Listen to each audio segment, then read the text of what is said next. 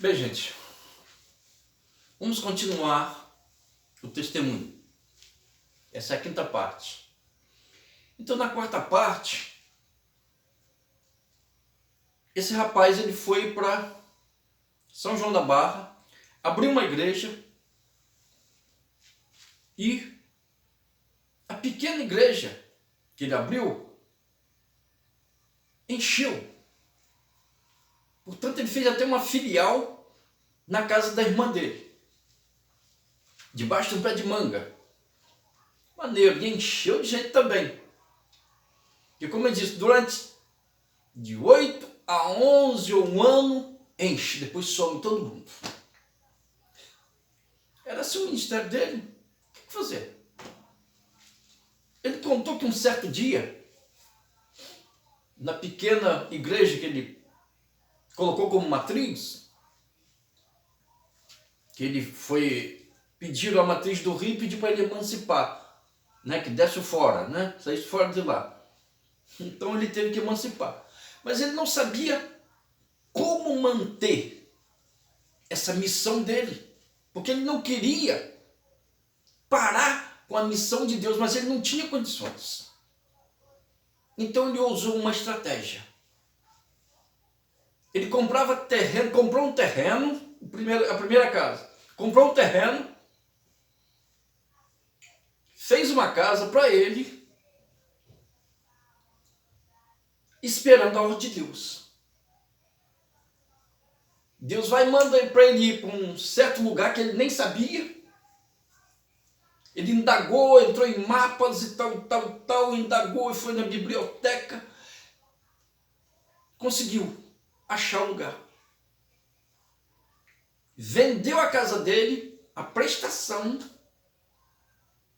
com 5 mil na mão e o resto 500 por mês, para poder se manter na obra. Lá ele tinha que comprar terreno, cadeira, instrumento e tudo mais. Mas ele ia. Ele não deixava de ir quando Deus mandava. Ele era obediente. E é isso que nós devemos ser, obediente. Mas você diz, mas como que eu vou saber que Deus vai me mandar e tal? Ele fala com você. Deus ele está perto de você, sempre. Eis que estou convosco todos os dias, até a consumação do século. Então ele está perto. Nós se desesperamos à toa. Ele me contou outra coisa, que me deixou assim meio... Ele disse que estava na igreja, no final do culto da igreja da matrizinha lá que ele fez. Uma mulher pediu para ele lá, na casa dela, fazer uma oração. Então ele levou a mãe e uma menina, que era membro da igreja, que estava com ele na igreja lá. Visitando, ele estava com ele. Tá bom. Foram lá. Chegando lá, uma casa bonita. Ele botou a mão na cabeça da mulher, a mulher manifestou. Ele foi e expulsou. Sai em nome de Jesus. Grava isso na mente. Ele falou, sai em nome de Jesus. A mulher ficou liberta. Beleza. Ele disse, agora eu vou na parte de cima que estava em obra e vou expulsar os demônios que estão lá. Quando ele foi subir da escada, os demônios, ele via aquele monte de demônios saindo, vum, vum, vum, pela janela, pulando, para poder, e ele dizendo, sai, sai, em nome de Jesus, ele via todos. Depois que todos saiu, ele desceu, comunicou à mulher que estava lá em cima, disse que expulsou todos e tal, aí eles se despediram da mulher e papapá e foram embora. Quando está andando na rua, ele, a mãe e a tal menina, ele diz que está ouvindo aquele monte de conversa, que não sei o que, que não sei o que lá, não sei o que lá, andando atrás dele. Ele foi e olhou, ele viu aqueles espíritos malignos que ele repreendeu lá, na casa, seguindo ele.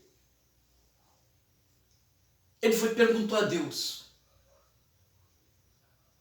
por que aqueles espíritos malignos estavam seguindo ele?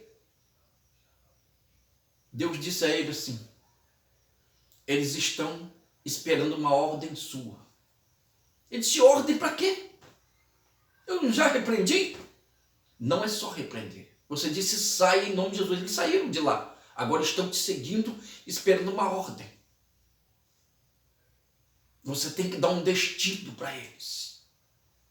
Ele: o que eu faço, Senhor? Deus não respondeu. Então ele disse, pediu aos varões de guerra, que Deus tinha designado exércitos de varões de guerra para estar com ele.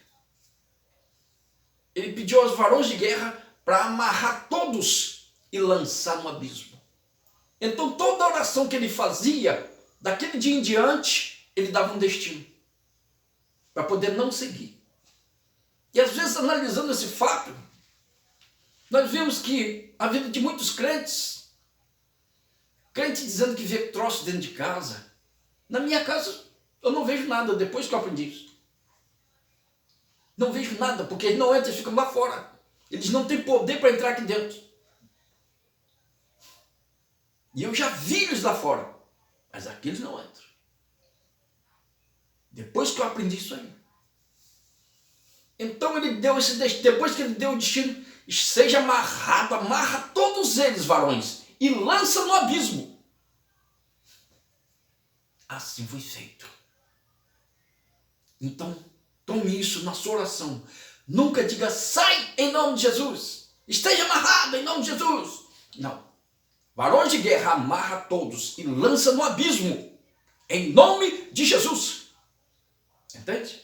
Tem diferença. E assim ele foi tocando a igreja. Tocando. Tocava filial, tocava matriz.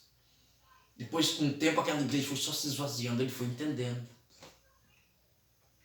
Entendendo que Deus estava sempre no controle. E se ele permanecesse, continuasse, e havia um escândalo, sempre surge, por causa da desobediência. E acaba tudo. Vocês têm uma ideia, Adão e Eva, não foi porque eles comeram a maçã, não foi porque Deus disse a ele o seguinte: daquela árvore não comereis, por causa da desobediência. Não é por causa do fruto que abriu os olhos dele, foi a desobediência a Deus. Deus é puro e santo. Entende? É necessário que vocês o adorem em espírito e verdade. Mas nós não adoramos ele em espírito e verdade. Nós temos, hoje o povo do mundo, os crentes mesmo, o povo do mundo, tudo, que não são crentes, vamos botar o povo do mundo, o povo que não são crentes, eles fazem as suas próprias religiões e quer incluir Deus nela. Eles não querem se incluir na de Deus, não. Eles querem incluir Deus na religião deles. Vocês já viram, eu acho, em shows, os caras com um copo de cerveja cantando: entra na minha casa, entra na minha vida. Eles jogam os hinos que são hinos consagrados a Deus em uma bagunça. Eles não estão nem aí. Eles querem incluir Deus no jeito deles. Eles: Senhor, me aceita mesmo assim.